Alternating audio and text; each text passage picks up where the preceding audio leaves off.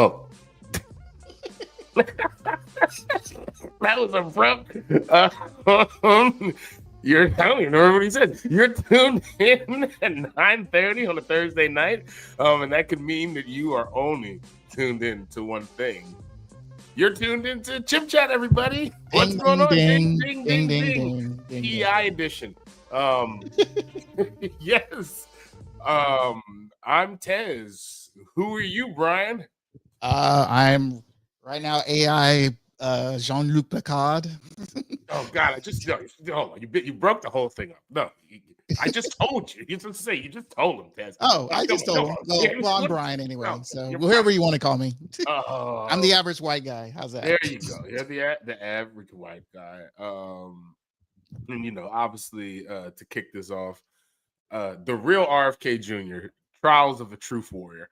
Yeah, welcome to Chip Chat, everybody. Obviously, obviously, Chip is not here, but this is a special edition of Chip Chat, as it is every week, because Chip is on assignment. In particular, he's atoning for his sins and being hungry and praying all day.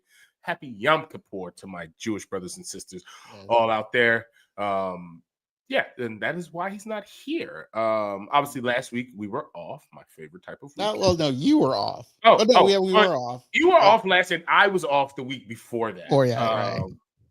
Obviously on assignment, doing lots of work. And again, nothing happened during that time, right? Of course not. Kimmel got his job back.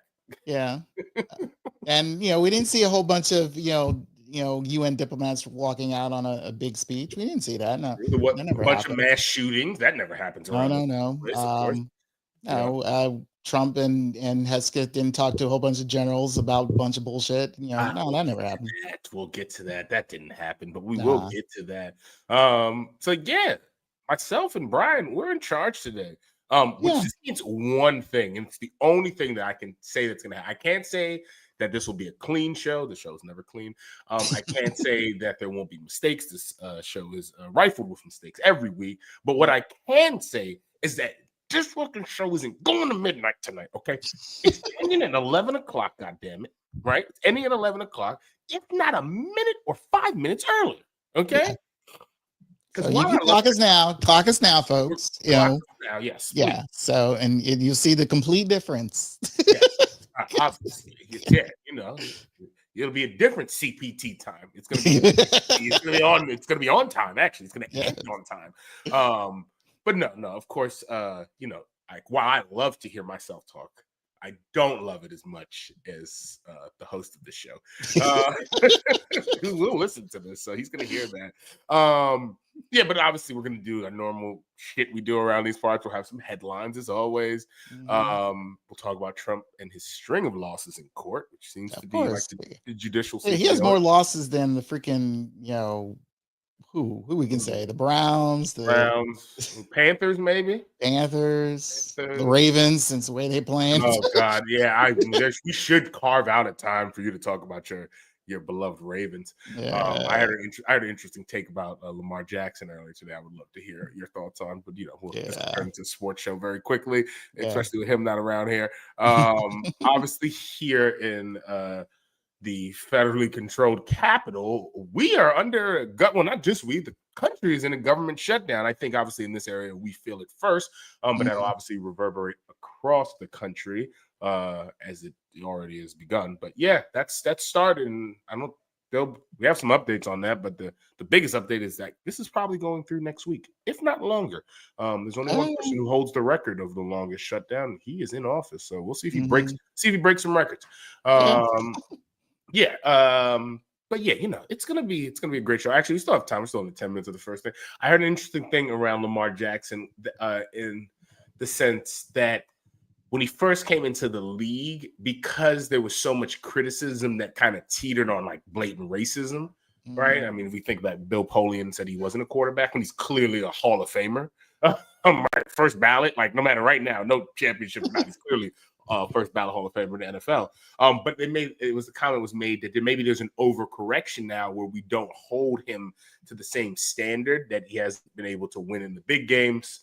And he obviously hasn't even made it to the Super Bowl to try to win one of those yet. But I thought it was interesting. It was like almost like, do we have an overcorrection where the people who dislike Lamar is like, you just don't want, I don't want to be on the side of them, right? That's just, I don't, but is there a place where you can still give criticism towards him? And, I mean, I don't know his inability, but the big games, I don't want to say it's inability yet, but because he's in the prime of his career, but he hasn't won the big games yet. Right. Well, let's put it this way. The biggest critic of Lamar Jackson is Lamar Jackson. He's his own biggest critic. He knows it. He knows what needs, what has to be done needs to be done. And it's kind of unfortunate that whatever this injury is, because again, I love the Ravens how they keep quiet about his injury. It's like, no one knows what it is, but he'll be out for a bit. So Cooper Rush, good luck to you, man. Good luck. Good luck. And with that, obviously, I'm finally French. My accidental life in Brittany. It's a real book. Sorry. It's a real book. Just checking out my favorite publishing site. Publishing, seeing what new reads they have on there that I will be jumping right into. All right. Well, I mean, I don't have to drag this out. We could finish off the intro in a timely manner and just keep moving on. Timely, manly manner. Yeah, exactly. Yeah, this is a different.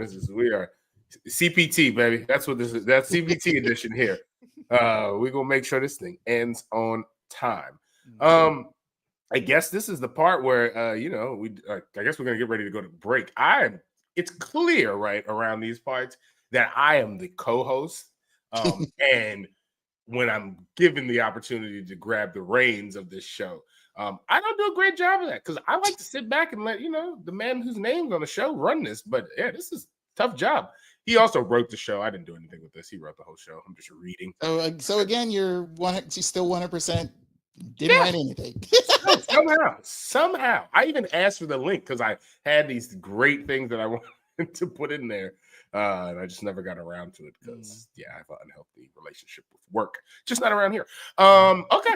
Yes. But you still have a word, right? I do still have a word. So I guess, wait, should I do the first word or should you do the first word? We're still keeping it. Oh, okay. All right. Do I have a word?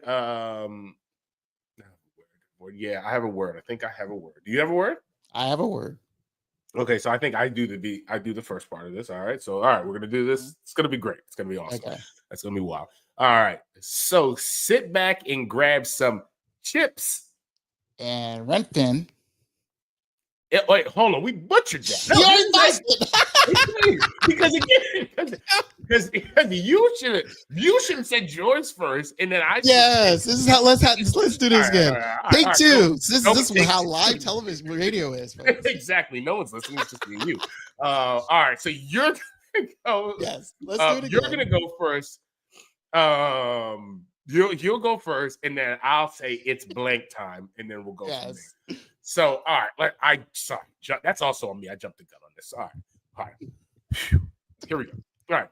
So sit back, grab some Renton.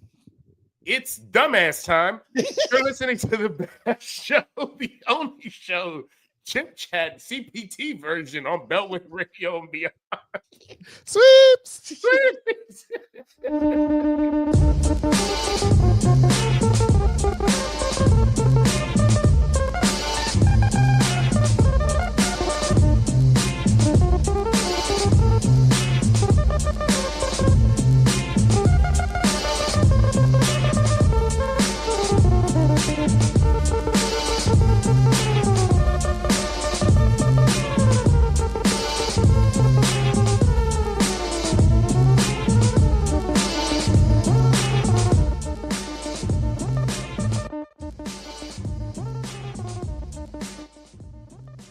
All right, welcome back, everybody. You are tuned in to ChipChat, again, CPT edition. I am your co-host that's cosplaying as the host, Tez. Along with me is Brian.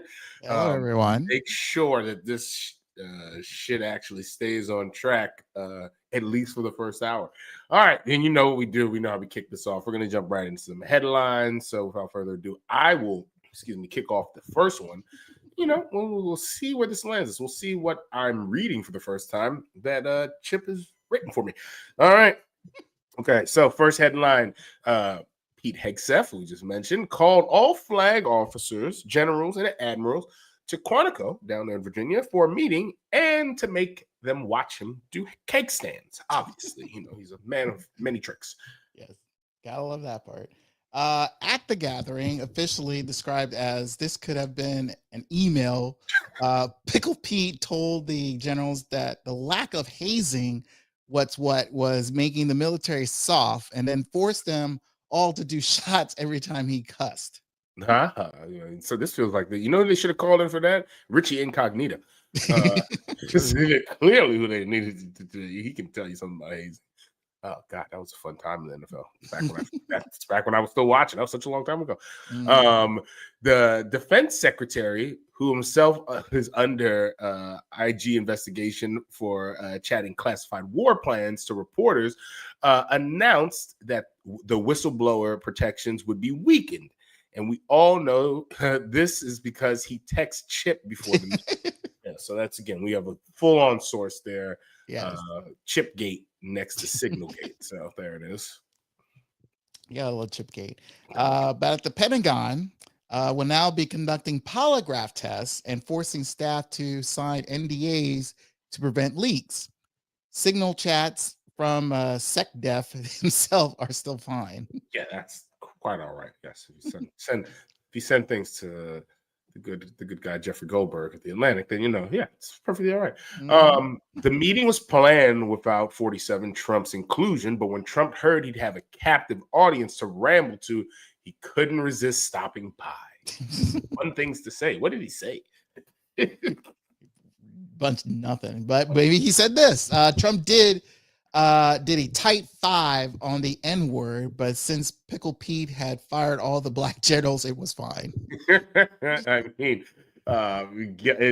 it's quite, if you do go watch any of this, right, which I don't really recommend, but there is this part where he's talking about the N-words, and it's just 2 N-words that you can't and we don't want to use. Well, first he says there's 1, and he realizes that's what he says. He's like, there's 2. We don't want to use either of them. We don't want to use either of those. You get in trouble when you use those, but you have the newer ones. We have the I was like, God, they have new N-words? Where are they getting them from? Sorry, I know where you're getting them from. We always get them from. Yeah. Sorry, let's move on from that. Of course, the big story this week was the number of mass shootings over the weekend, including one that involved burning a church to the ground. So the president took the opportunity to tweet AI slop about something called MedBed. Crazy. MedBed.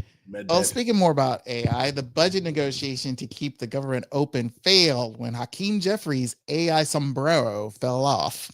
Yeah, of course. Right. It's like if the state trooper comes to talk to you without the hat. Doesn't matter. The negotiations are off. I'm off. You can't do anything. You need your whole suit. Seriously, Trump has been tweeting so much AI garbage. It's a wonder he and Elon broke up. So obviously, it's kind of like what's it, Ross and Rachel.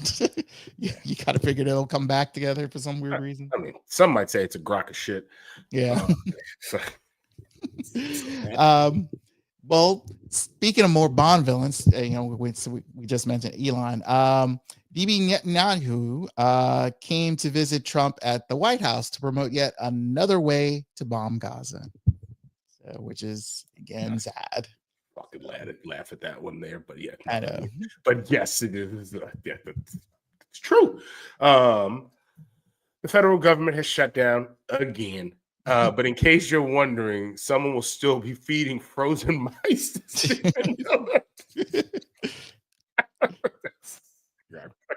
Gotta stay fed.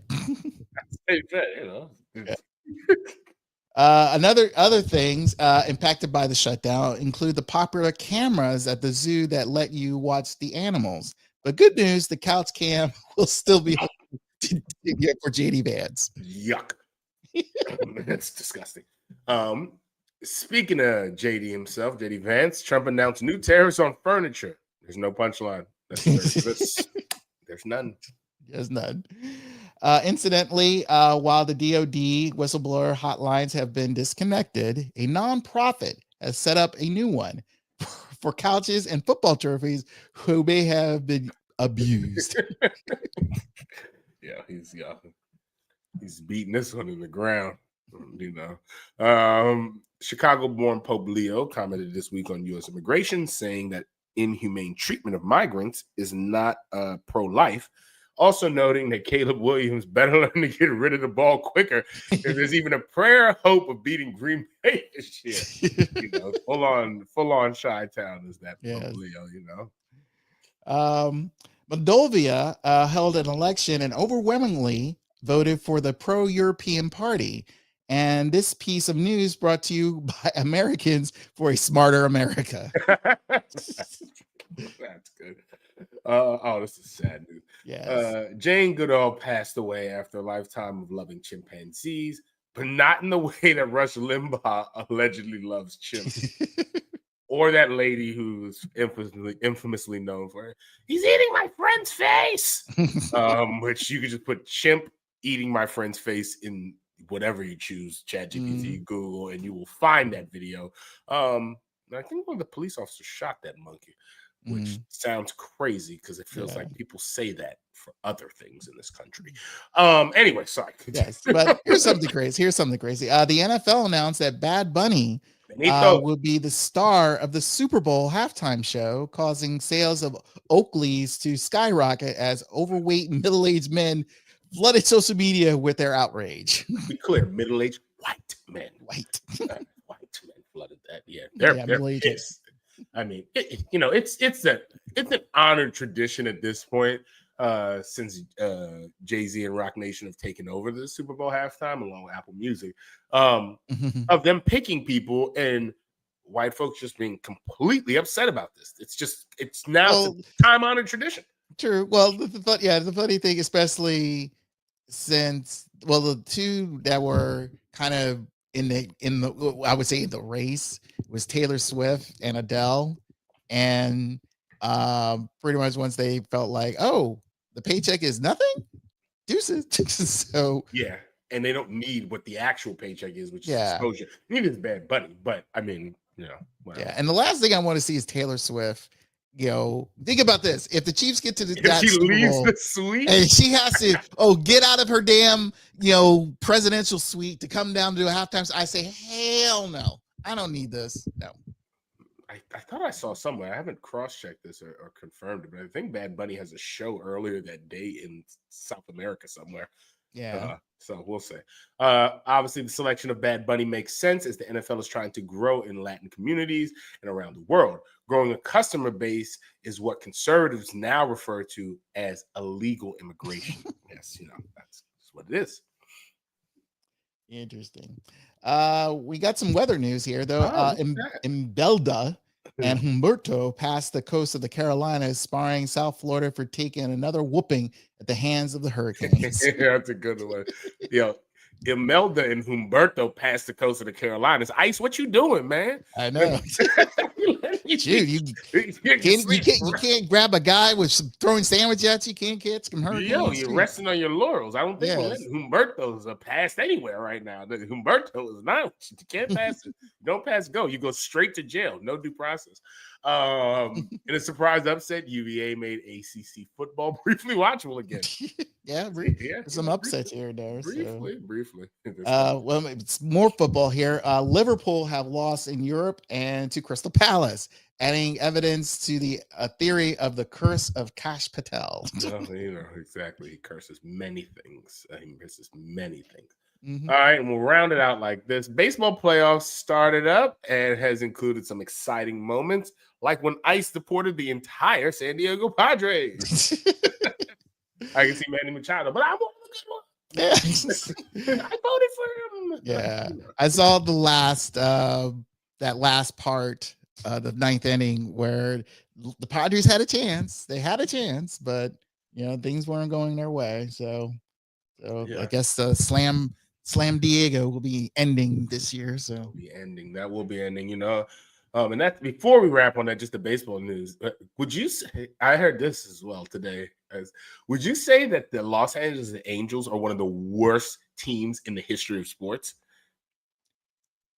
Because I would say second. The Marlins are still bad. Yeah, but I think the reason why I almost would put the Angels, even though they have 2 titles, they're still bad to me. Right, yeah, because exactly. But that's the thing; they have 2 titles. I think the Angels still go ahead is because this is a team that had Mike Trout, Shohei Ohtani, and I believe maybe Pujols might have been on the team all at the same time, and they were still bad and didn't find a way to win. Yeah, I mean, when you put all your money into 2 players and the rest, no pitching, like limited pitching, and I'm gonna say limited is like unlimited. You had nothing, and then your infield is what scarce, even if random playing or not. It was bad. I mean, it's the only good thing for the Angels is their City Connects jersey. That's about it. Yeah, that's pretty good. Yeah, that is pretty good. And like he spent all that money for Rendon. He gave his life to Christ instead of baseball.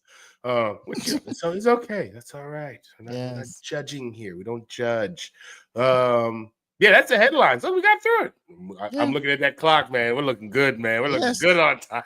Time is looking great. Have a good night's sleep tonight. That's the headline. So I guess we'll take a break. Yes. Well, this break, Chip and you always fear that I have something, and I do. So so this is not musical. This is verbiage with some musical interlude to it. So I hope you enjoy it. It kind of there was another little headline story that was revealed this week. Or while we were away. So do enjoy. This is Chip Chat on Beltway Radio and Beyond, and also the RIP Radio Network. Oh yeah, we're syndicated over there. Yeah. Mr. President, this is a photograph of the alien from the movie Alien. This is what you could end up looking like if you eat some of the raw, frozen shrimp being sent to the United States by other countries. Now, let me tell you what I'm talking about. In late August, the FDA found that raw frozen shrimp from Indonesia was being sold in Walmart. Specifically in Walmart stores in Alabama, Arkansas, Florida, Georgia, Kentucky, Louisiana, Missouri, Mississippi, Ohio, Oklahoma, Pennsylvania, Texas, and West Virginia. It was being sold under the Walmart label called the Great Value label. If you eat it, how could you end up looking like the alien in the Alien? Because the shrimp was radioactive. I kid you not. It had a radioactive isotope in it called cesium-137. It'll kill you. Even if it doesn't turn you into the alien if you eat this stuff, I guarantee you'll grow an extra ear.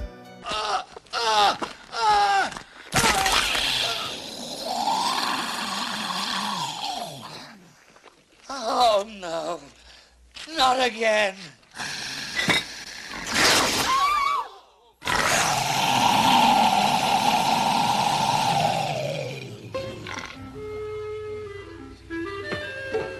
Hello, my baby. Hello, my honey. Hello, my ragtime gal. Send me a kiss, my wine. Baby, my heart's on fire. If you refuse me, honey, you lose me. Then you'll be left alone. Oh, baby, telephone and tell me I'm your own. Check, please.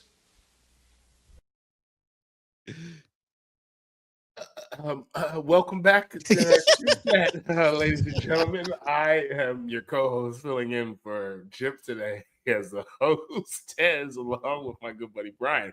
Yeah. That was real. That was real. John, That's real. when I saw this on I scroll through social media and stuff like that, and I end up seeing this story, and I caught like the middle of it though, because I'm trying to figure this, like, he's talking about shrimp, but he has a poster of the baby xenomorph in the back. I'm like, what the hell is he talking about? Right. And hear the whole thing, and I'm like, okay. And again, you're blaming Walmart. Again, Walmart is, I never shop at Walmart for food anyway. I don't know why anyone does. Well, I will. I know why people do, because some people live in food deserts. That's the only fresh produce that they probably can get. But yes, I'm the snob too who doesn't shop there for food. Yeah. So, yeah. But yeah, it is. I just love when he mentions the Walmart brand, great value, the way he says it. It's like a great value. And I also love when people in the South say Missouri.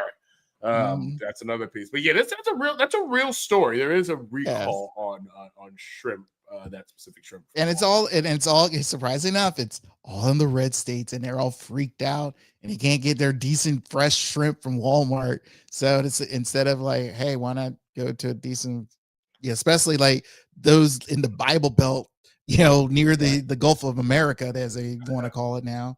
You can get some fresh shrimp out there, can't you? I mean, I don't get it. You would think. You would think. Not the prices. None of the prices, but the way wages are keeping up with inflation. Yeah, you got to go to Walmart. You got to get the great value.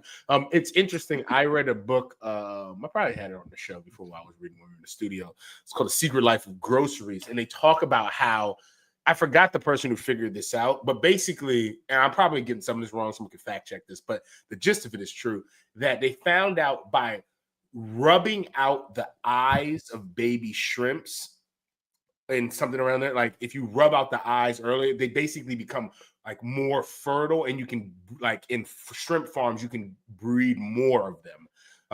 But yes, it's a very weird shrimp fact that I just have sitting in my head after reading this crazy book called The Secret Life of Groceries. Anyway, and if you didn't hear to catch the tail end of that, it was a very funny clip from Spaceballs. Yes. Pretty much it's the dancing baby xenomorph, walking across the diner there. And pretty enough, but behold, Spaceball 2 is currently in production right now, so I'm looking forward to that. It's been almost 40 years. So it's that's why I mesh them together, because it kind of works.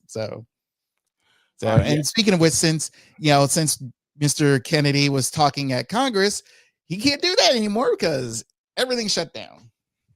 Okay, I want to get back to talk about the shrimp and the things that are not working. Okay. I'm sorry. I should have really stopped doing that. It's called eye stalk ablation, is what it's called. Yeah, where the removal of one unilateral or both bilateral eye stalks from crustaceans, routinely practiced on female shrimps or female prawns in almost every marine shrimp maturation or reproduction facility in the world, both research and commercial. The aim of ablation under these circumstances is to stimulate female shrimp to develop mature ovaries and spawn. The practice has drawn criticism from animal welfare advocates due to concerns about pain, distress, and long-term impacts on shrimp health and behavior. I just had to double check that to make sure that I wasn't giving any fake news, but I did read it on the internet, so it could still be incorrect. I guess we'll talk about the shutdown. Yep. Shut it down. So, it's us to live here in the great capital that we have here, Washington, D.C. The federal government controls a lot of stuff around here and provides a lot of jobs for folks, obviously here and around the country. And the government has to agree, right, to get appropriations and spending budgets for people to continue to get paid. And that didn't happen. So the Trump administration began to exert its power over the government shutdown Wednesday, obviously blaming the Democrats for imminent layoffs of federal workers, even though they're the ones who talked about doing this anyways.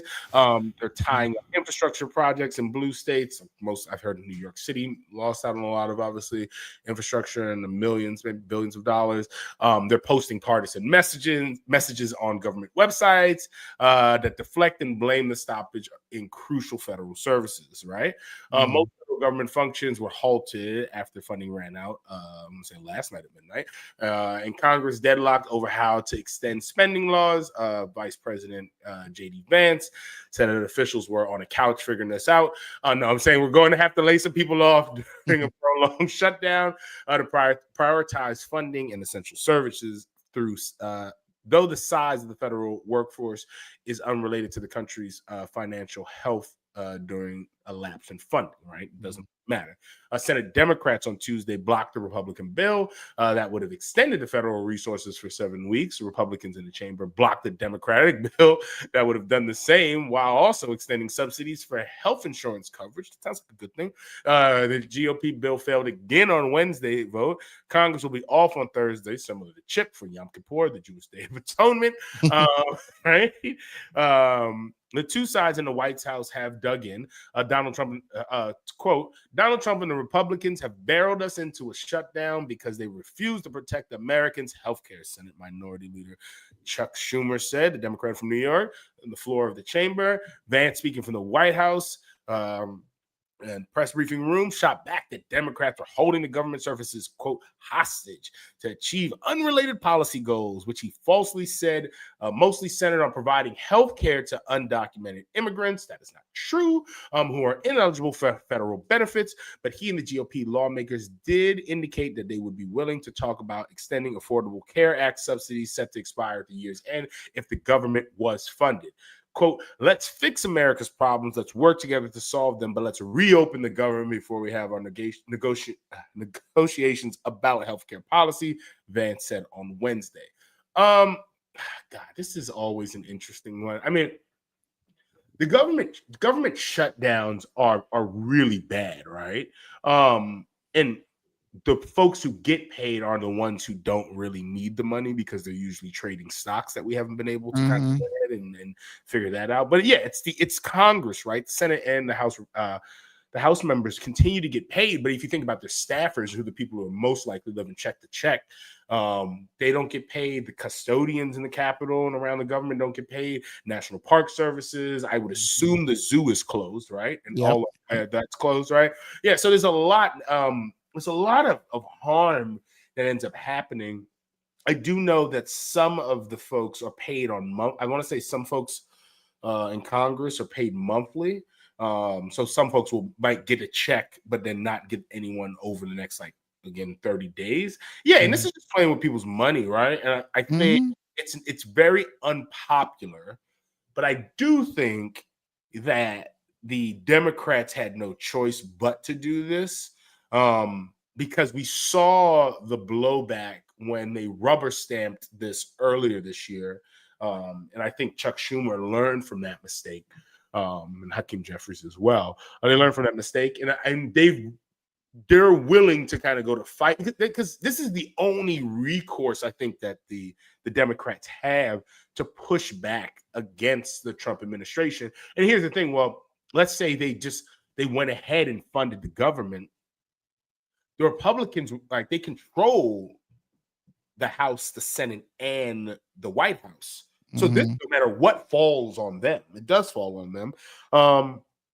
Yeah, and I think this is the only lever that they have to kind of push back. And I think hopefully the Democratic base will look at this and see this as them fighting. I don't know what this looks like going forward and where the negotiations end up happening.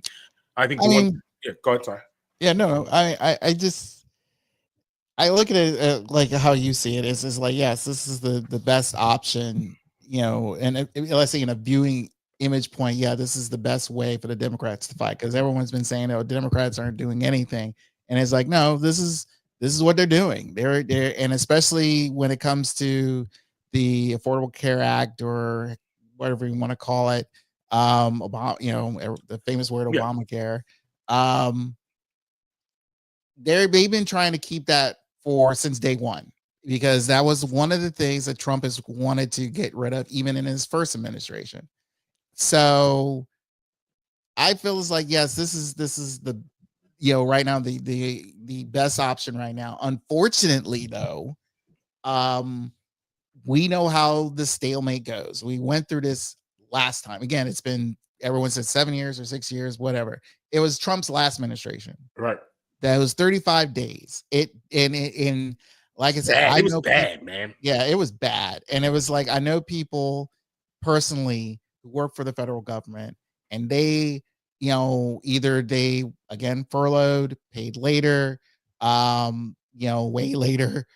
And you think about you think about the federal employees, you think about the parks and all that stuff.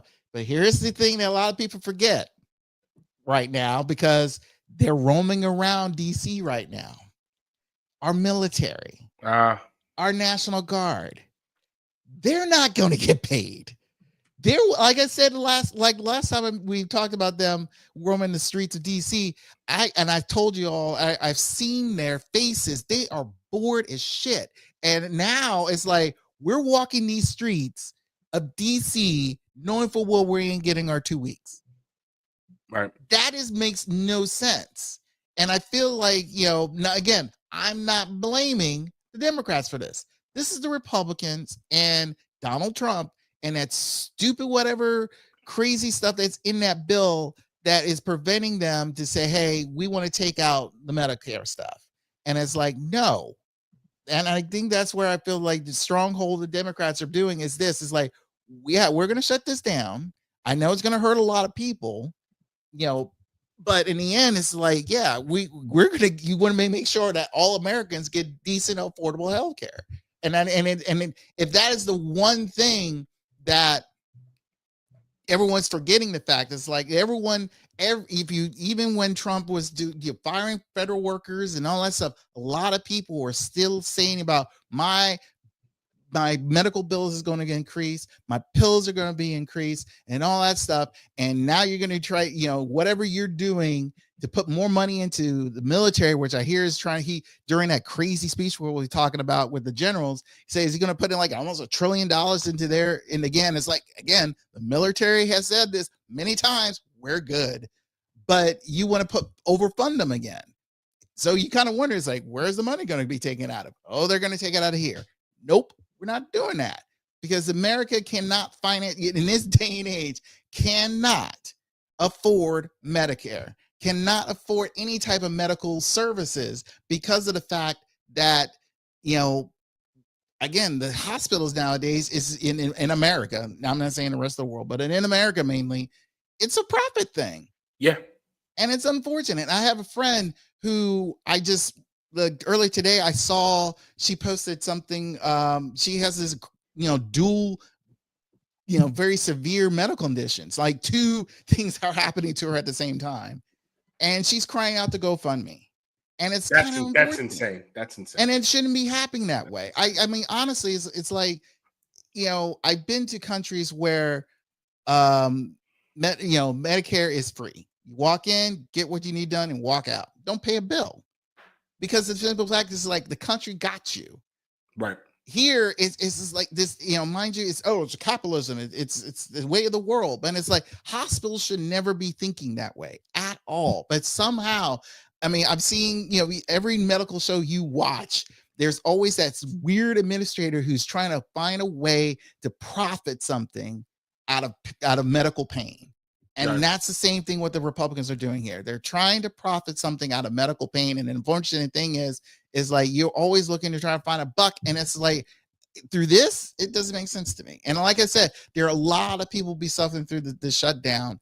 And again, do not blame the Democrats for this. The Democrats are doing everything to keep everybody working. And they want to sit down at the table and with the Republicans. But unfortunately, Mr. Pornhub Johnson backs him out and say, no, we ain't talking to you. And it's like, dude, you're stupid. Because, because knowing full well you're getting paid and everybody else isn't.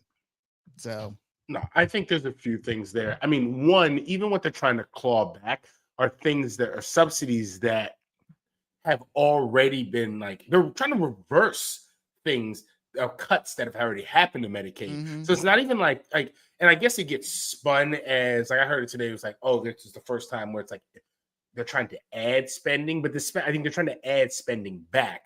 I think too, the having a healthy society is just advantageous for a healthy economy, right? Mm-hmm. It's weird when they can't really square that circle and see that. And I think the other piece is that it's a lot of Trump's base, I think, who use these services, right? Mm-hmm. Is Dave Chappelle might say the poor whites, right? So it's kind of who it's actually hurting, right? And even Obamacare and Affordable Care Act, right? A lot of folks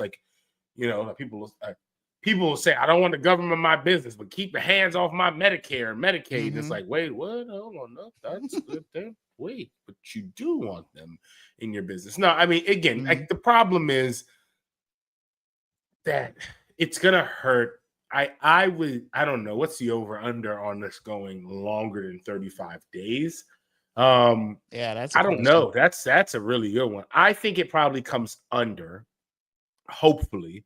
And I think the one thing it sets up for Donald Trump is for him to kind of go and make a grand bargain or a grand deal. And I think that still drives him. I think he just likes that, the ability to say, I made a deal. And I don't know what that deal looks like. But I do think he caves eventually. Because I know a lot of folks don't think a midterm's going to happen next year, but I don't think this is good for them, for the Republicans going into the midterms next year. And they have a variety of things that's not good for them, whether it's cost rising, whether it's the tariffs finally starting to creep into the economy. Yeah, and it's just not good for them. But I think staying on this this same kind of a shutdown, road here. Vice President J.D. Vance on Wednesday was downplaying criticism over this fake video of Democrat lawmakers that the president posted online, saying the depiction of one party leader in a sombrero, as we mentioned earlier, and another seeming to deliver profanity-laced tirade was, quote, funny. President Donald Trump posted an AI-generated video with the help of Brian in a failed effort to avert a government shutdown, charging the party leaders with wanting to provide, as we mentioned earlier, undocumented immigrants with free health care. The post that Donald Trump reposted featured House Minority Leader Hakeem Jeffries of New York, who is black in a sombrero and mustache with a music. Hold on. Do you want to? Yeah. Yes. For our audience who's not, who's watching online on Rip Radio. Yeah. Maybe watching online on Rip Radio, but also on Beltway Radio and beyond. Yes. They might want to see that. So I will. Yeah, here it is. Here we go. Let's take a look. Let's take a look at this thing.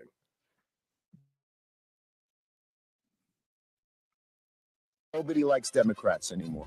We have no voters left because of all of our woke trans bullshit. Not even black people want to vote for us anymore. Even Latinos hate us. So we need new voters. And if we give all these illegal aliens free health care, we might be able to get them on our side so they can vote for us. They can't even speak English, so they won't realize we're just a bunch of woke pieces of shit, at least for a while, until they learn English and they realize they hate us too. Look, guys. Okay. All right. That was that was racist. I could tell that if it wasn't Donald Trump, it was probably his son used Kava to edit that thing. Because that was some weak shit. Yeah. And again, this is our president, folks. This is the president of the United States who is trolling the country like this, being petty, and for what? I'm like, this is what you wanted? Seriously? I know majority of us, I'm probably preaching preaching to the choir. But honestly, those who are, have either in the middle, have some doubts, or maybe a full-fledged, MAGA hat. This is what you wanted?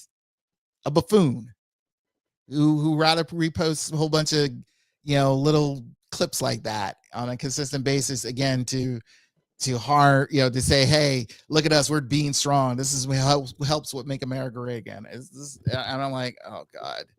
I mean,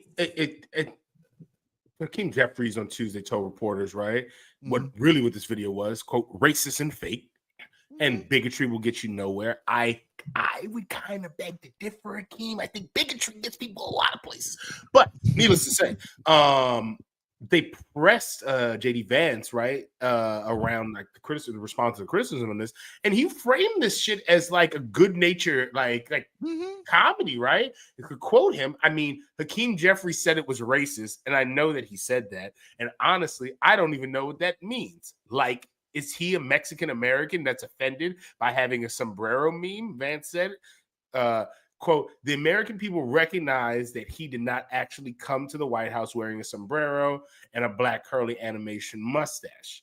I think I don't know if that's the case, man. I don't know if there are a few people who do believe that. I mean, you shouldn't, right? Because it's a shitty AI job, but I do think people might believe that. And this stuff will continue to get better. And I do think that the president of the United States he's smart in a sense where he likes to retweet these things or retruth them, or whatever the fuck he ends up doing these things. How you retruth truth? Retruth, right? Retruth is crazy. I'm gonna retruth it.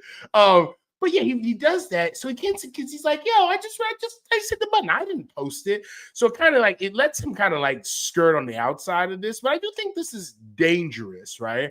I do think the use of all of these AI tools for these specific reasons in politics are dangerous. And there needs to be some type of regulation around that. But anyways, that's not happening. They're going to open up the floodgates for this shit. And it'll only get worse. But yeah, I think you gotta kind of condemn this shit, man. You can't just let this get out of the bag and say it's okay. Because it's not, and it is racist, right? Yeah. It's clear as day it's racist. From the words to the caricatures, like, yeah, it's a racist thing. And that's coming from the highest office in the land. So, and the funny, no pun intended. The thing is like only Hakeem Jeffries was altered in that video. Yes, clearly. Only Hakeem Jeffries. And we during the last show with Charlie, we mentioned the fact that Trump had no empathy for a lot of things. And when he mentioned the fact of the during his press conference, I won't say a press conference, just an interview, he asked about Charlie Kirk's death, and he pretty much kind of like said, "Oh, I feel sad," but then ends up talking about the new bowling alley that's happening in the White House. I mean, it's like you have no care about Charlie Kirk. Like, yeah, I mean, I said he cares what Charlie Kirk was able to do for him, but does he care about Charlie Kirk? No, I don't believe that. No. And this is where but what I'm getting to the point is the empathy aspect of everything, and it clearly is like JD Vance is following Trump's playbook of no empathy. Because it's like, dude, full well this is stupid. One, it's dumb. It's flat out not even funny. Right. And you're the only one laughing at it, or Brady, whatever, the base is laughing at this. And honestly, it's like, dude, there's nothing really funny about this. And I think the fact is, like, since you guys do not care about anyone's sense of feelings, and especially when it comes to race, you're assholes here. I mean, in all honesty. Yeah, I think the last part of this is what is still very disturbing here. So at the end of this here, shortly after the White House briefing ended, the fake video of Jeffries and Schumer played on a loop via a video monitor inside the briefing room. Asked why the White House was showcasing the video in that matter, White House spokesman Abigail Jackson said, quote, the sombreros will continue until the Democrats reopen the government. Like, what the fuck are we doing, man? Like, it's just fucking insane. Like, it's just not, I mean, it's just downright despicable. Yeah, I mean, yeah, it's a piece of shit. All this shit is a piece of shit. Man. Of course. They're again, these people have They don't understand anything. Mind you, to them it's a joke. And keep this in mind. Guess I'm going to pull the chip card. If you think about the days of, the Hitler era, whenever they see something that is against the Jews or those that is not, pure, Aryan nation type of thing, they literally laughed at it when they see something funny and see, see the humor in that of oppression and defeat and stuff like that. That's how they see that. And this is, again, it's in that fascist playbook. It's sad to say that, because you want to follow a dumbass fatback dictator, wannabe dictator, right, to the point where it's like, yeah, well, let's make humor at some of the, those who are not like us. I mean, it's ridiculous. And again, this is a modern day. This is the current politics of America right now. We're playing high school games, with adult lives, and it just makes sense. Yeah, and I wonder if the the horse is out the barn. I don't know if we're catching it from here. Like, I think this will become normalized eventually. And I think that's what worries me the most. That's it's a very somber tone to end on after we talk about sombreros. Yes. But again, during our musical break, we have something uplifting. I see he made this a very AI heavy show. Yes. Of course. The way of the future. Yes, very AI themed. Very AI themed. So there'll be more. So I assume our next break will have some AI themed stuff in it. Oh yeah. Of course it will. Well, with that, we won't hold anybody from that. We will get to our break. You guys are tuned in to Chip Chat CPT edition. And we will check you guys out right back after the break. Sweet balls.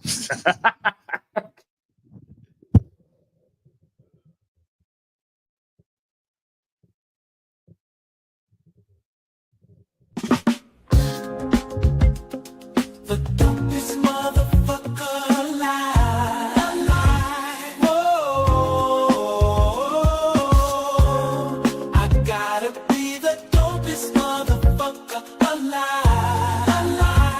Whoa, good God, I'm so great. When I walk, the whole earth shakes. I'm like Ali in his prime, Jordan jumping from the line. Get the Pentagon, I'm the fucking bomb.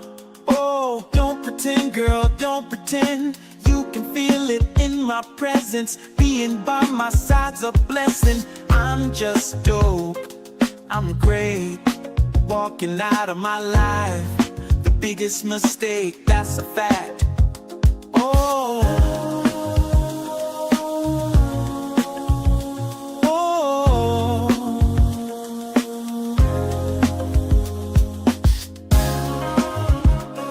the dopest motherfucker alive.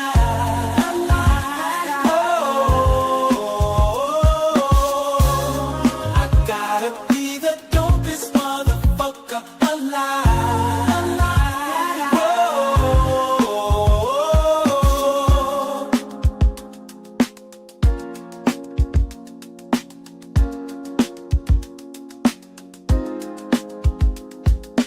Ric Flair strolling, I'm so golden. We all can't be chosen. Bitch, I'm chosen. When I got my first hater, I knew that I made it. I almost cried. Confirmation, I'm the dopest motherfucker alive.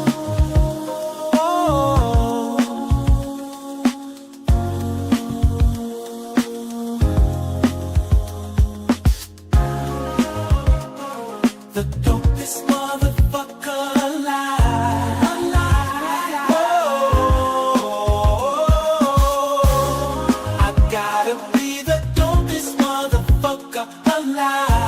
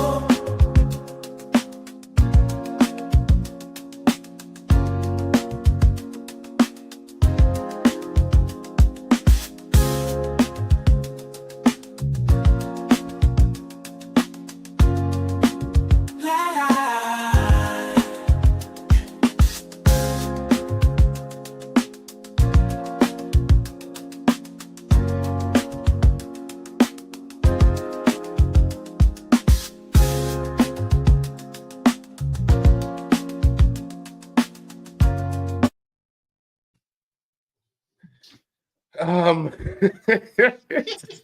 out to the dopest motherfucker alive. Ladies and gentlemen, welcome back to ChipChat CPT edition. I am your co-host, cosplaying as the host, Tez. I'm here with Brian. Cosplaying. I'm here with Brian. I could spend the rest of the show. I'm still looking at the time, make sure we're in the shit on time. I can spend the rest of the show analyzing that AI video. There's a few things there. From one, how I fit all those women inside. I'm assuming that's a red M5, maybe Beamer. It looks like it was. Mm-hmm. He went from having 3 chains to 1 chain at some point during the walk. Mm-hmm. Who knows what happened there? There's a key for all the hip hop fans in there. There's a club like the sign the bottle girls walk around with an infamous line from Jay-Z's song Imaginary Players on In My Lifetime Volume 1. And it's like, what's the difference between the 4.0 and the 4.6? And that was the sign. That one was that's the one that got me, because I was like, that's slick. I like that. Because that's because the difference between the 4.0 and the 4.6, 40 or 50 grand cocksucker beat it. It's to quote the 21st century poet Sean Carter. No, I can analyze that fucking video all day long. Yeah, great job. Yeah. That's not better than my man who's slapping motherfuckers. What was that? Yeah, so well, again, it's from AI for the culture. So again, they've been bringing out some great bangers for everybody should listen to. My thing with the video was, again, like you said, you notice like the various women's kept changing like every 5-10 seconds. We had some full-on black women in the car. Next thing you know, they're Latinas in the elevator, and then it's a mixture in the hot tub. Yeah. So it's like, okay, I guess you are the dopest dude if you keep interchanging every 10 seconds. So, and the thing is, you only had 3 commas. You only okay, I'm glad you got to that point. I was going to say he came with 3 rubbers, and I don't know if they're reusing that. It's kind of nasty, whatever. But I guess participating in safe sex, no matter what, we endorse that here. But yeah, there was only three rubbers, and I it's like you can't go get more. You can order online, get a good 20 or 30 pack. Yeah, so Costco's was probably not still open. Get the Wu-Tang 36 chambers. Sorry. Anyway, moving right along. So we're gonna stay in AI realm, because that's what the show is today. Along with CPT, it's also AI. We have all the acronyms. And we call this part for Linda McMahon, it's A1. A1? Did she say that? She said A1. That's what she said. She said A1 is crazy. Wait, hold on. Wait, the secretary over education, right? Yes. A1. Hey, not A+. At all. We're gonna call this segment. It's called Botalix. And I think I'm saying that right, because we're trying to do a play of politics. Botalix? Yeah, Botalix. Botalix, that's what it is. Okay. It meaning because the way when I especially this news story which I brought in, because mind you, when you see these bots on our apps and stuff like that, we know that it's like some random AI whatever trying to inform us something. So, but as you read this story, Taz, let people know what's really going on. All right. So, and I just got a text from our overlords that we're doing a great job. So he's somewhere watching, hopefully laughing. All right. So for government officials, being called quote heartless is an occupational hazard, but Albania has chosen to turn that insult into a positive quality by appointing an AI minister. And not a minister for artificial intelligence. Rather, it's an actual cabinet member who is literally the work of AI. The new addition is like a pop star known simply by the single name. Is it Delia? I think it's I think it's Delia. Yeah, Delia, right? Delia. Something like that, right? Prime Minister Edi Rama introduced her. as a member of his new cabinet on Thursday, 4 months after securing his 4th term in office in May elections. However, the move was symbolic rather than official, as Albania's constitution insists that government ministers must be mentally competent citizens aged at least 18. And we know AI is incompetent, yet alone a citizen. Still, the advantages of appointing a bot over humans are obvious. Delia, whose name means son in Albanian, is unlikely to be the source of any unflattering leaks about the government. She will only be power hungry in the sense of electricity she consumes and water. And a damaging expense scandal would appear to be out of the questions, right? Yeah, exactly. There's no expenses. In fact, corruption was the utmost in Rama's mind when he made Delia part of his team as Minister for Public Procurement. Her role will be to ensure that Albania will become, quote, a country where public tenders are 100% free of corruption, end quote. That's not going to happen. We're working with a brilliant team, which is not only Albanian, but also international, to come out with the first full AI model in public procurement. End quote, the Prime Minister told the BBC. Quote, not only will we wipe out every potential influence on public biddings, we will also make the process much faster, much more efficient, and totally accountable. Delia has already been working in Albania even before the government, quote unquote, appointed her. Her first incarnation was an AI-powered virtual assistant guiding applicants through the process to obtain official documents, which I think sounds like a helpful use of AI, right? I do think that's probably a bunch of documents, and AI probably can sort through that a little faster. Rama boasts that Delia has helped more than 1 million applications on the eAlbania platform, but his vision for AI government role is a lot grander than the mere chatbot. He's talked of, quote, leapfrogging bigger, more advanced countries, which are still locked into the traditional ways of working. I'm kind of okay with the traditional ways of working, even though the traditional ways of working ain't working well right now. I don't know if we need any I hate RFK Jr. and his policies, but I think it'd be a hell of a lot worse. Actually, maybe AI might do a better job than him. I have talked that through, and I feel a little bit different. Yes. But AI will never do better than I do. But other than that, cautiously optimistic. The founder of the financial services company Balkans Capital and Dia. Those are some wild last names, and I'm not. We just gonna say Andia because I can't pronounce the rest of the Albanian name. Notes that Edi Rama, quote, often mixes reforms with theatrics, so it's natural people wonder if this is symbolism. But she says AI minister could be constructive if it develops into a real system that improves transparency and trust in public procurement. So I think a lot of this is, and I think you probably see this here in this country as well too, when it comes to people bidding on government contracts. I think that they're hoping that this AI tool, as you put this bid online, as has been quoted in this article here, it will kind of go through and like closely see if a company meets the conditions and the criterias, right? Which I don't necessarily think is a bad thing. And they say that there is a place where this could work. I still worry though about using artificial intelligence in this way.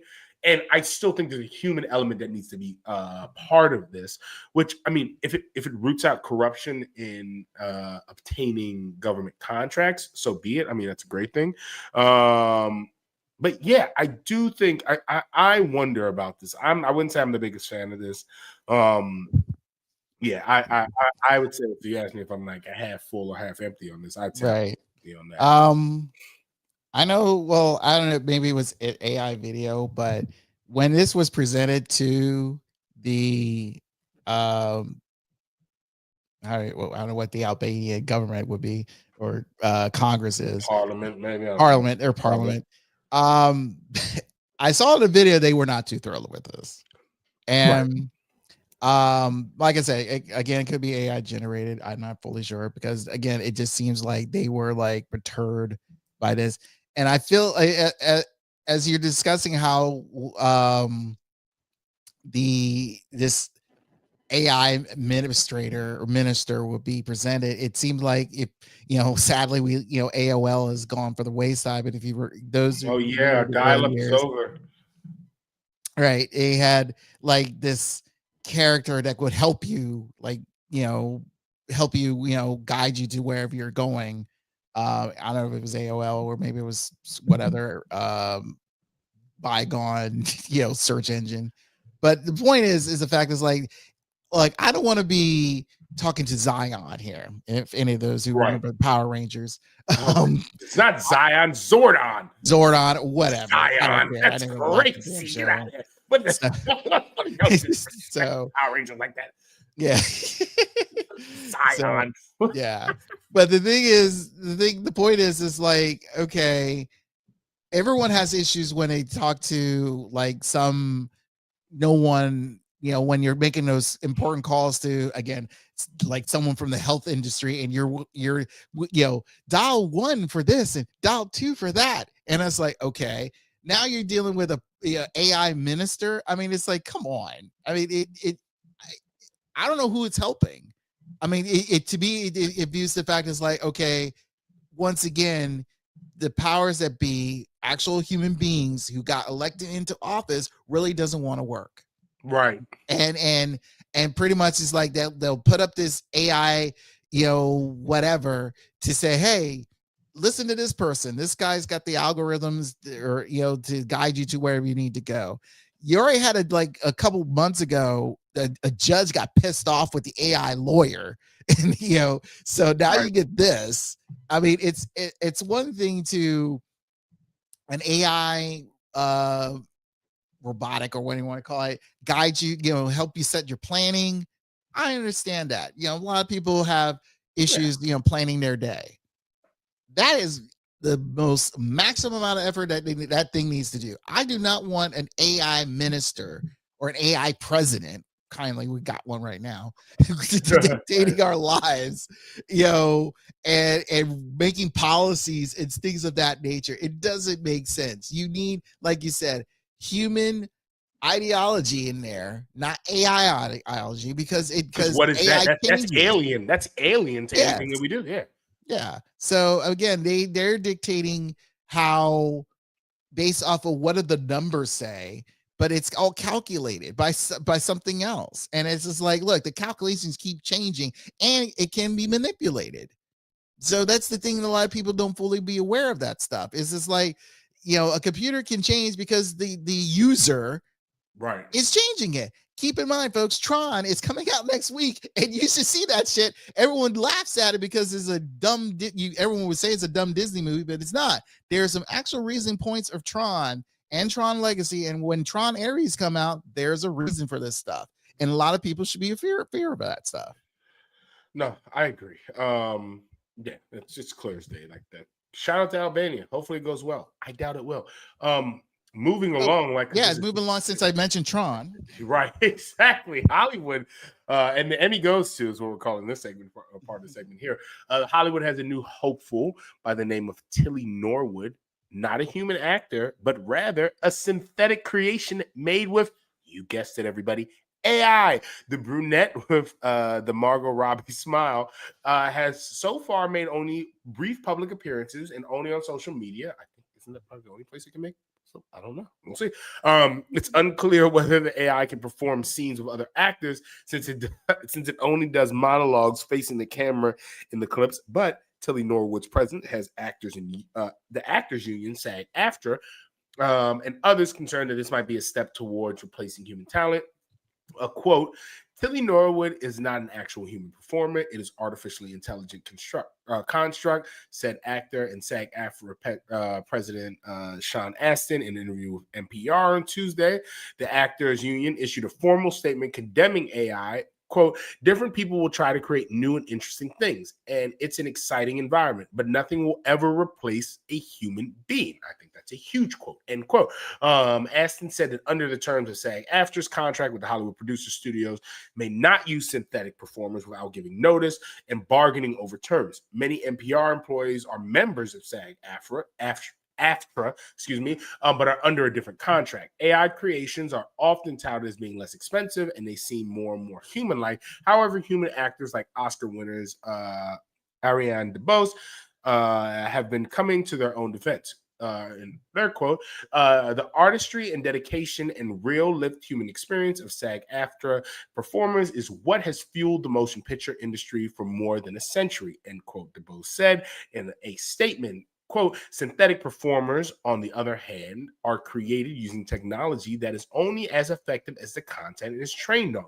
This technology will never create anything original, and it's technology that mines from the work of human creatives without consent or pay, end quote. Yeah, I think this is probably the part of AI where I feel maybe the most passionate about is when it does come to the arts, humanities, and like human creations. I just think that there's no room for this. If we think back to the strike that happened in Hollywood, I guess we're coming up on 2 years now. I feel like it's 2 years, yeah. 1 year. It's 2 years, yeah. This is what they were worried about, right? They were seeing around corners, and they were trying to prevent the studios from thinking, right? Let's just use Law and Order, right? That has a million episodes, right? And is also probably the reason why everybody thinks that we live in a less safer time now than we did 15 years ago, because fucking Dick Wolf has everybody fucking afraid. Fucking that this crazy shit is happening. It's a very safe time. I know I sound crazy saying that. But if you take something like Law and Order that has a ton of episodes, you could feed all of the episodes of SVU into AI, and I would assume that it could push out another episode, right? It could create one, right? But again, as is mentioned in that quote, it's using the talent, right, and the hard work, the sweat equity of real humans. And I think there's always going to be a push on that. And I think the one thing that we might get out of AI, as it's here, right? It's here. We hear it every day. You hear it in the commercials, whether it's on TV and your podcast. Every company is talking about AI. But I think what we'll end up getting to is there'll be some nostalgia for what humans only can create. And I think that will actually end up being, it will cost a premium to get that, which maybe works out because AI will make certain things cheaper, right? And people will be able to make things and create things at a cheaper cost. But I do think when it comes to like the human element, right? Someone actually making you a painting, right? Or someone writing or scribing, I think there will be another market that opens up for that, because humans will pine for human created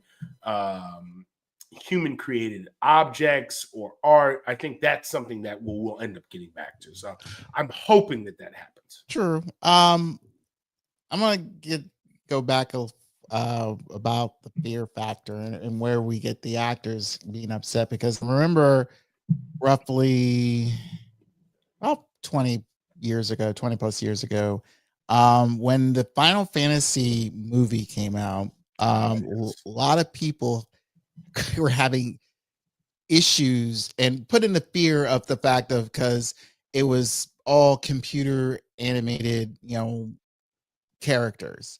And I remember the fact that how the news media took it as saying it like, oh, they may be taking over the replacement of actual real actors. And this is like, well, they still had voice actors. Mind you, this is all computer animated, and at that time frame, it was like then the state of the art, because no one is, mostly all of the animated stuff is more cartoonish and everything. So seeing three-dimensional computer animation is like, oh, this is highly upscale and and all that stuff. So, but I do remember that particular time, a lot of people put that fear into the fact is like, hey, they may be replacing actors, be aware of that, blah, blah, blah. And it's like, well, in a way it did, in a way it didn't. It kind of just helped the computer industry, the computer gaming industry. It gave a lot of the, actors who do a lot of either voice work or even actual actors who do some voice work, gave jobs there. This here, I think, really increases the impact of being fearful, because you're now replacing everything. You're not just replacing the actor, you are replacing the camera crew. Right. You are replacing this is a great point. The staging. You are replacing the director. You really don't need a director. You just need someone to type this up, put it through a computer, and you're done.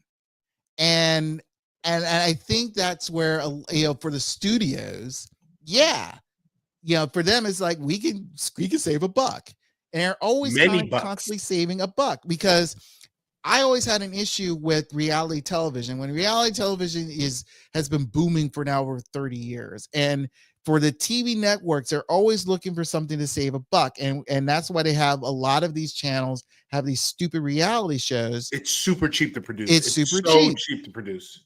The people that are on there, they're there for less than, I would say, $10,000 a day, or I don't know how much, whatever their payment is, but they're barely, they're not paying, like, you're not paying like going back to Friends, because each one of them had almost a double-digit $1 million contract before they left there.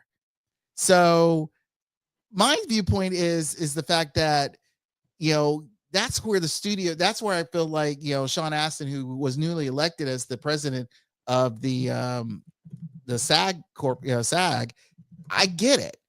Because it to me it's like, look, you're not only, you start with the actors, you're taking away actors, but then again, everybody else, mind you, the actors are the only people we constantly see when it comes to a production.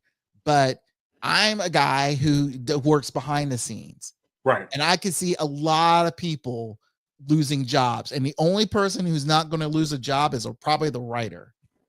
For now. If you fully implement into this. Now, mind you, if this happens like maybe 100 or 200 years from now, it will be mute. But then again, like you said, a lot of people crave real emotion, and getting an animated emotion, based off of what was written on stuff, it will come out fake. I've seen story. Mind you, there's even the real stories that we see on television, it seems fake half the time, because some of the actors are not fully believable, but if you implement this in an early age, and a lot of people get comfortable with it and all that stuff, and it's just slowly seeps in, and it's like, it seems like it's all natural, which I do not agree with. You have to have the realism, mind you, I like, like I said, you see me with Jean-Luc Picard. Even though they're, when they do the Star Trek, they do have actual actors come into their ship and act out certain things. I remember certain episodes of Star Trek and The Next Generation, they had actors performing something, because again, they want the realism of seeing people acting out a certain play. Worf saying, he's like, you don't know Hamlet until you see it in Klingon. I mean, it's like, that's what they say.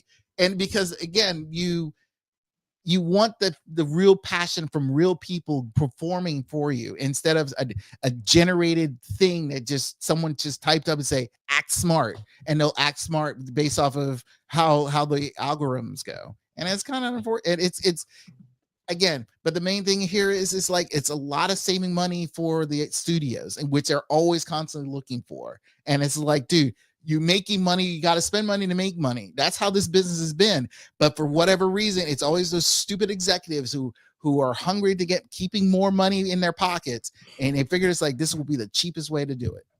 Yeah, I mean, just to your point earlier, I think I was just looking up, and I think this is somewhere around there. I think Friends cost somewhere close to produce $10 million. I think something close like that, like $10 million an episode. Mm-hmm. Like for that to produce, where something like Love Island, I think its total budget was $30 million. So like, just to your point on that. And mind you, the thing is like, they don't want to pay actors. Right. That's the key thing when it comes to executives, is like, when a show is getting increasingly popular, so are the actors. And the actors feels like, hey, we're banking you a lot of money. If we're the top tier show on this network, we deserve that type of money. Mind you, Cosby never did that. Let's keep that in mind, especially the 7 years that they were on.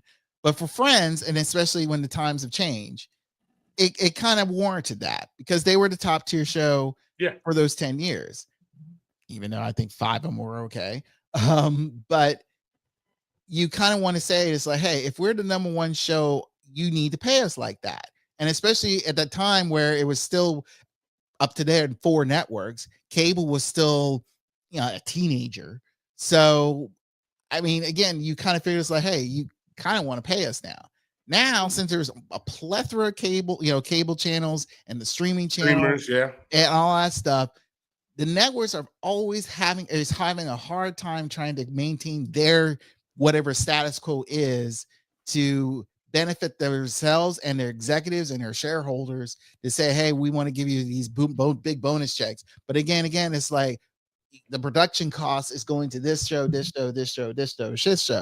that's why I felt like, they figured it's like, well, if we had an AI show, oh, this will be great.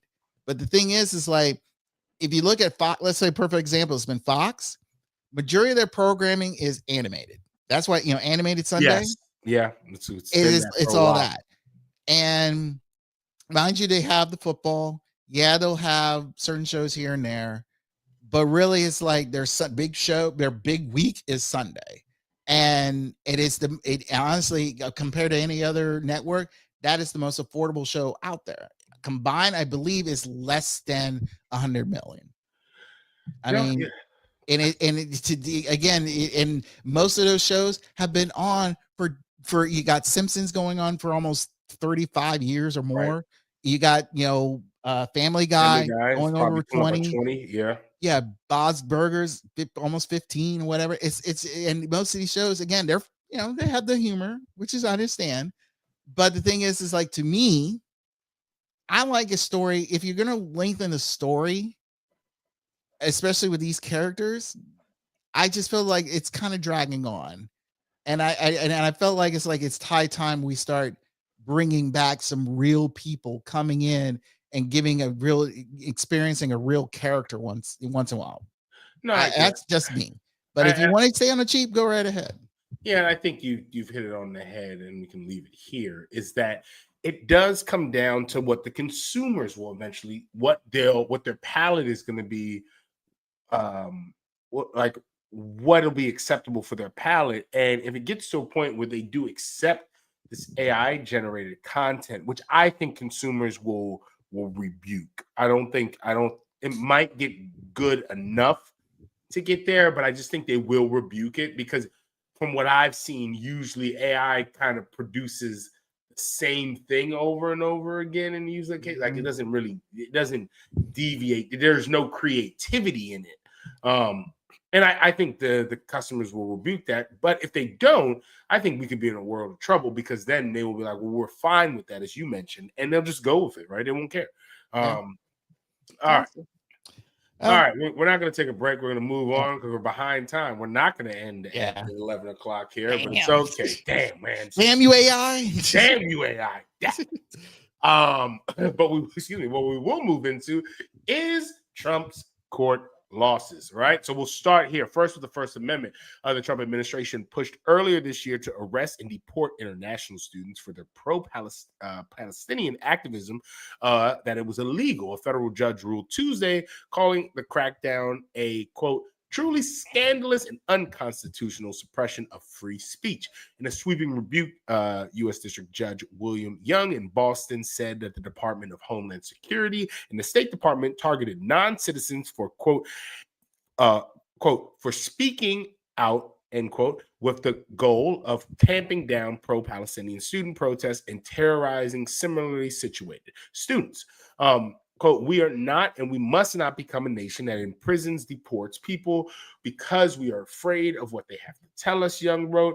Young, who was appointed to the federal bench by President Ronald Reagan, described the case as, quote, perhaps the most important ever to fall within the jurisdiction of this district court, end quote.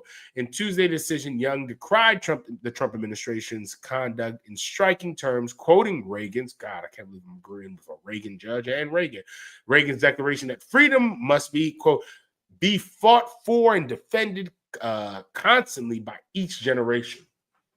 Young also said that President Donald Trump was unlikely to change course, even in the face of blistering criticism from federal judge. Trump, quote, simply ignores it all when he takes it into his head to act, end quote, Young wrote. Still, the president is not, quote, entirely lawless, he added. The judge said he would decide upon an appropriate remedy for the Trump administration's conduct after a future hearing.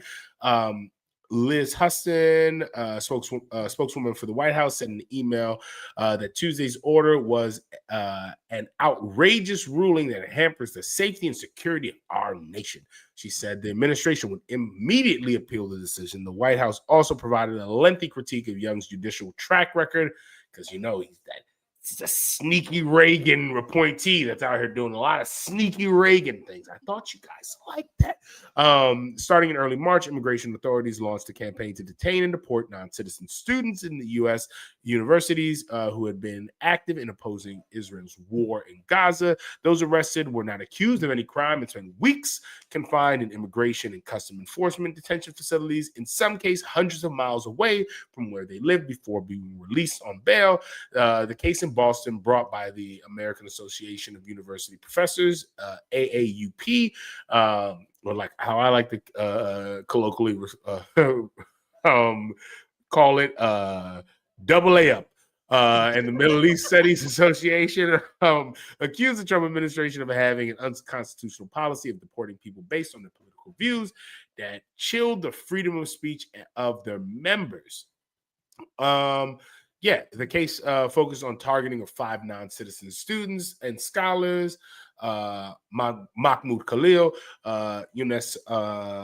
UNESCO Chung, Rumesia Ozturk, I'm butchering all your names, Badr Kun Suri, and Motion Madawi. All were arrested except for Chung, who obtained a restraining order before ICE could find her. Yeah, that's how you do it. Moving along right from there, you still can't do that, dummy. A federal judge on Tuesday disqualified President Donald Trump's pick for U.S. attorney in Nevada, ruling that she had been unlawfully appointed. The second court ruling in as many months to cast doubts on the Justice Department's novel strategy of retaining the president's most controversial appointees in top prosecutorial roles. Wow, that was a difficult one for me there.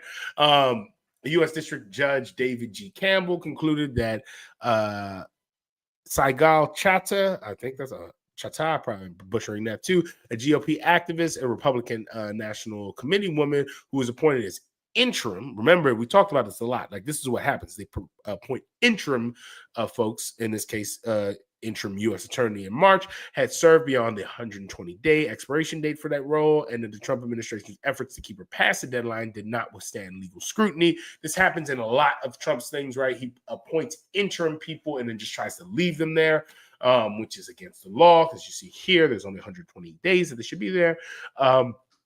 Judge Campbell barred her and prosecutors under her supervision from overseeing cases against 4 defendants who brought challenges to her authority.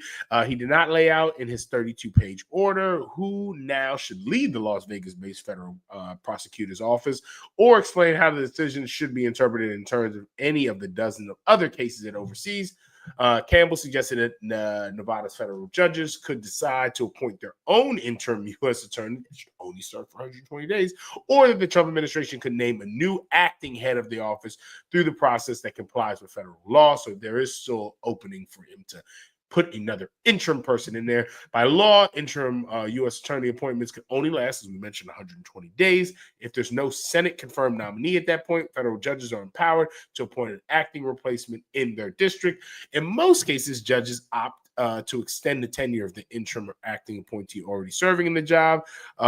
In Haba's case, New Jersey's federal judge voted not to reappoint her, choosing a career prosecutor from her office instead, who had been serving as Haba's chief deputy, Attorney General Pam Bondi. Responded by attacking the judges and firing the successors they appointed. Bondi then installed Haba as the newly vacant chief deputy role because there was no one serving at that point as U.S. attorney. Haba, as the office's new number 2, inherited the command of the office on an acting basis, which again, they can only serve in 120 days, and that was breaking the law. Facing the possibility of similar rejection from Nevada's federal judges, Chata resigned her spot as the top federal prosecutor a day before the interim term was set to expire in July, before the judges could gather the vote on whether to reappoint her. She, too, was then installed in her office as his number 2 position to reassume control as the state's acting U.S. attorney. So, again, there's just a lot of foolishness afoot that's going on in Nevada and a variety of places when it comes to the federal judiciary around these interim people. All right, we're gonna the way I see it is I don't think most of these people are qualified. No. And they're not dealing with the BS. You know, if it's like either this is where I view this is like I really wish the people have the choice to vote in whatever judge they bring in here. I mean, falls under the executive branch. I mean, I get it. That's the law. You can appoint anybody you want, but really it's like, look, if they're not, you're appointing people who are not qualified. It means you're not qualified on knowing who really needs to be in this position because he doesn't care. He figures like, okay, put this person in. That's how he views it. So and it becomes annoying. And I can tell based off how you're reading it. This is like some of these people like, oh God, another one. It's another interim person that's breaking the law that we're gonna have to get out of here. It's like it's the same fucking story over and over again. All right, here we go. New orgasm, whatever that means. This is crazy. This headline is called "Tez has a news orgasm." It's crazy. Have multiple news orgasms every day at this fucking media cycle that we have going on here. The Supreme Court on Wednesday ruled that Federal Reserve Governor Lisa Cook can remain in her job for now and announced it will take up the high-stakes case over President Donald Trump's attempt to remove her from the central bank. The court will hear arguments in the case in January, and its temporary ruling will last at least until then. Lower courts allowed Cook to keep her position at the Federal Reserve. The Trump administration had asked the high court to overturn those decisions, allowing Trump to remove Cook immediately in order, hopefully, to have another appointed person on there that they can vote for lowering interest rates, whether it's right or wrong. The high court's decision to hear the case sets up a showdown over the independence of the central bank, which sets interest rates and tasked with taming inflation. The case could have major ramifications for businesses and consumers, right? I mean, this is huge, right? And I do find that the Supreme Court is a rubber stamp at this point for President Donald Trump. But I think this one they need to be very careful with, because I think we talk a lot about banana republics, but I do think once the Federal Reserve is under the thumb of the president and it becomes political, they're no longer making decisions based on economic data, and they'll be making decisions based on politics. Yeah, that's true. The provisional ruling allowed Cook to keep her job, signals hesitation from at least some of the justices regarding the president's aggressive campaign to oust Cook and gain tighter control over the Fed. Her removal would require affirmative votes from at least 5 of the 9 justices. That's very interesting, because they had to get there. I'm assuming Birkan Brett and Amy Coney Barrett was the ones who joined Roberts, I would assume, and the liberal justices to get this over the line. Columbia law professor Lev Menden called for the court's move quite consequential, even though the justices offer no detail or reasoning to explain the 2-sentence order. By delaying the ruling on the administration's request, the justices handed Cook a win. Quote, "It's not a definitive victory," he said, but, quote, "it just buys Lisa Cook a significant amount of additional time in office, contrary to the president's wishes to displace her." Menon joined other academics and friends of the courts, which are usually amicus briefs, supporting Cook, arguing that allowing the president to immediately dismiss Fed governor could undermine the central bank's independence. The ruling contrasted with others this year by the Supreme Court.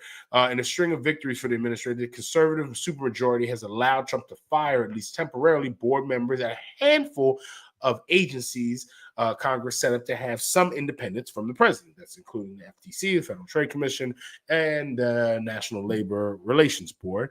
But the court also signaled that those rulings, that one it signaled in one of those rulings that it considers the Fed fundamentally different from other agencies and that the president might have less latitude to remove its governors. A high-profile group of former Treasury secretaries and Federal Reserve Board chairs and governors and other high-level economic officials warned in a friend of the court brief, removing Cook could jeopardize the credibility and efficacy of the U.S. Monetary policy. The White House offered a low-key response to the setbacks from the court, saying, quote, "We have respect for the Supreme Court," Press Secretary Caroline Leavitt said. "They are going to hear the actual case and make a determination on the legal argument in January, and we look forward to that because we maintain that she was fired within the president's legal authority to do so." She added, "The decision to defer consideration of Cook's case until January means that she will be able to participate in at least 2 remaining Fed meetings of the year, one later this month and the other in December, where officials will consider whether to continue cutting interest rates. The Fed's first scheduled policy meeting of 2026 is in late January. So we'll see how that goes. I expect maybe Lord have mercy, I'm about to bust. Oh gosh, yeah, I know, right? We're only 6 minutes over. Only 6 minutes over. If you are, you'll be able to bust in a minute. Yeah. We have this last section here. It's 2 options here. We can either do Tez's picks or Netanyahu's visit and the weird Gaza deal. What do we want to do? Are we prepared to do Tez's picks? I've added this to my meeting on Friday at work. I do picks now for that. So what are your picks? Should we do is the music anywhere or no? Let's see. Hold on. Where's the music? Somewhere Is the music sitting around? If it's somewhere sitting I'll around. do some picks. I'll throw some picks out there. They'll probably be wrong.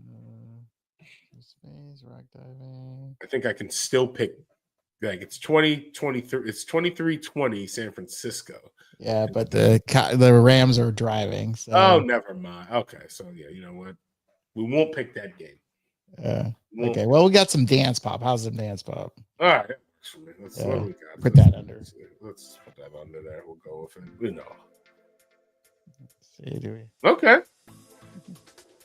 All right, friends. We will do Tez's touchdown picks for the first time this year. All right. All right. So we already told you, right? We're not betting on the game tonight. So you guys, sorry, we missed that one. It's okay.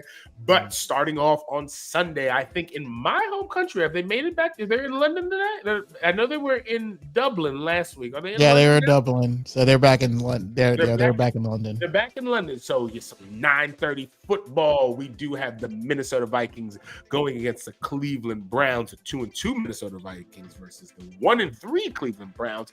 I am going to go with a Cleveland upset here. I'm going to pick Cleveland in London over Minnesota.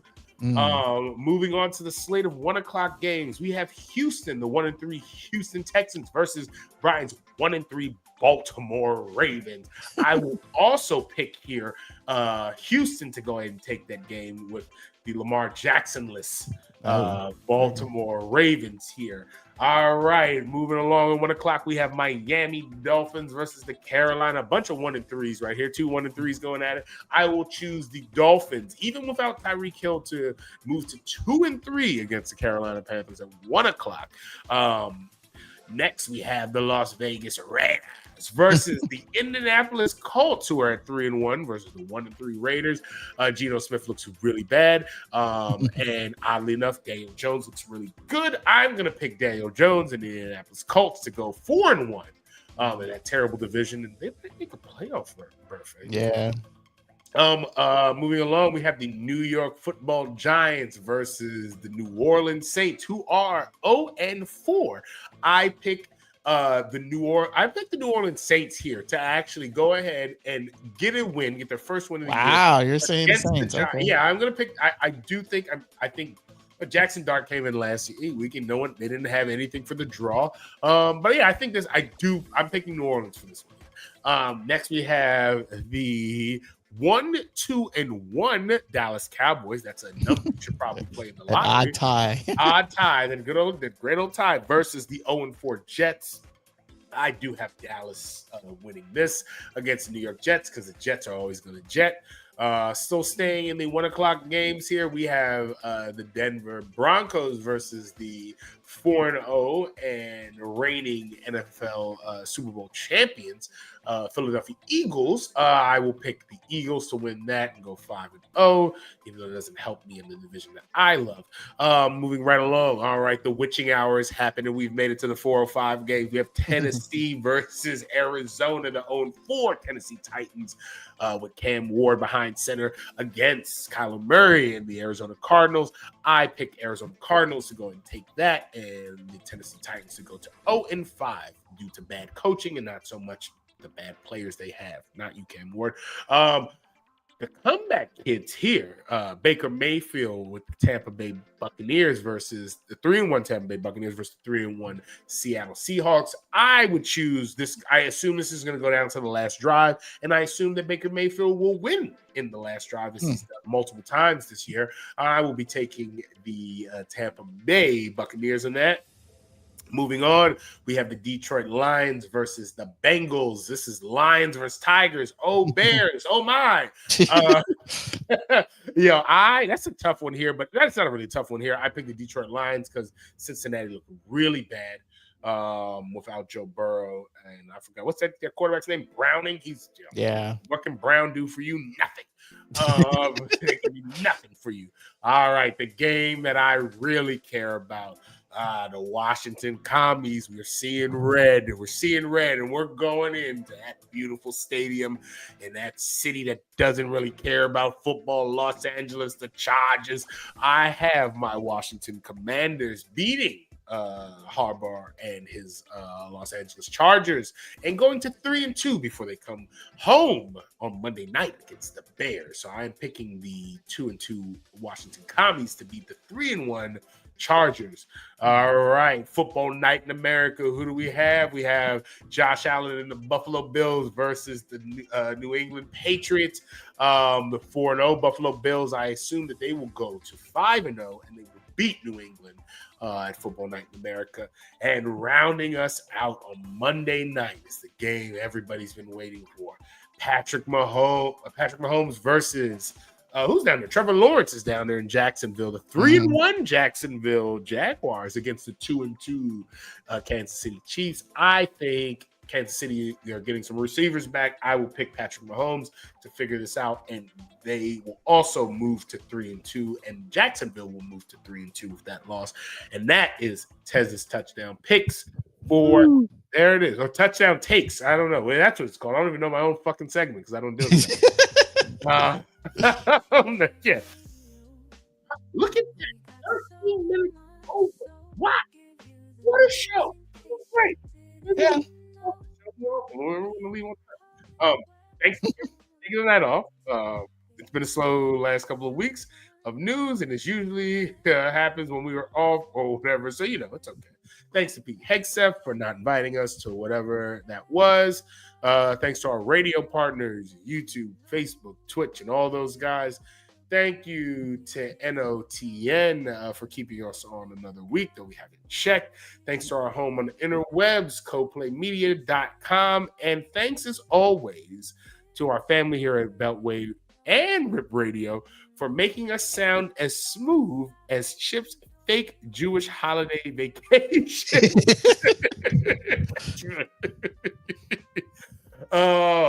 On the socials, where can everybody find you, Brian? We never say this. Because I'm never seen. Right. Exactly. Well, you could find No Filter Sports. I still do that show. I just haven't had the time to do it. But we will have our week 5 commentary soon. I'm trying to plan that out.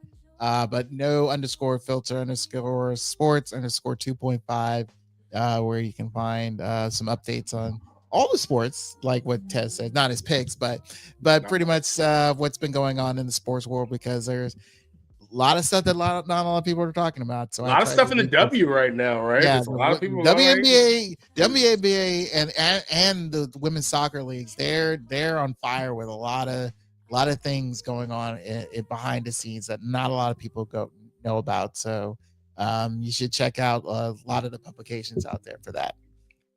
Cool. And you can find me on Blue Sky. I think I've made a post for the first time in a long time complaining about Metro. Why they're running fucking 6 cars during rush hour, and how the federal government, if they want to really help, they should fund Metro because it's their fucking idea. I'm not angry. Yeah, you can find me at DC Cortez on Blue Sky, lambasting the federal government. And you can find the show on, oh God, is it RR? Oh, I should know this shit. Search Chip. If you want to find Chip, you can find him at Chef Chip on Blue Sky because he's retained his old handle. And you can find, I think it's ChipChat RR. I think that's it. I don't know. I should know this. I think so. Someone go look that up. All right, sorry. That research team, figure that out. We'll post it. Just put in ChipChat somewhere and you'll find this. Use AI. She use the Albanian AI. Maybe so. The AI minister will find that. Yes. But yeah, this has been a special edition of Chip Chat. I'm your co-host, cosplaying as the host, Tez. That is Brian, not in the background today. He is full frontal. Oh, okay. Yeah, and that's the show. Thank you everybody for tuning in. We will catch you all next Thursday. I think with a guest. I probably should find a guest. I have a guest in mind. I need to work that out. I need to do some work on this show, but I did a lot of work tonight, so we might not do any work next week. We'll work on it 2 weeks from now. You're tuned into the best show, Chip Chat, on Beltway Radio Beyond and Rip Radio. We'll see you next week, everybody. Sweeps. Oh God. So bad.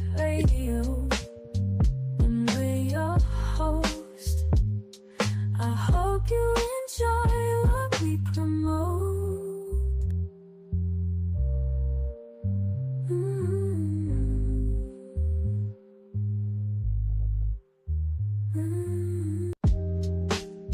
Chip Chat Radio.